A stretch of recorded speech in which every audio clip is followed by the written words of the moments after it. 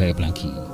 Jadi gaib hanya dilihat oleh orang-orang tertentu yang punya panca indera, yang bisa melihat satu hal yang sifatnya gaib dengan indera keenam. Jadi enggak mata telanjang seperti ini, enggak. Ini enggak kelihatan. Gaib itu enggak kelihatan. Kalau kelihatan sudah enggak gaib lagi. Jadi pintu gerbang gaib yang menembus atau aksesnya ke hutan lamen itu, ke gaibnya hutan lamen sebelah. Jadi ini kulon apa ngalor ya sebelah itu. Sebelahnya pokoknya ada hutan itu namanya hutan lamen. Jadi hutan itu terkenal hutan angker ya. Jadi ada yang percaya seperti itu. Ya. Ada cerita kalau pernah ya entah ngelakoni atau belajar tentang gaib.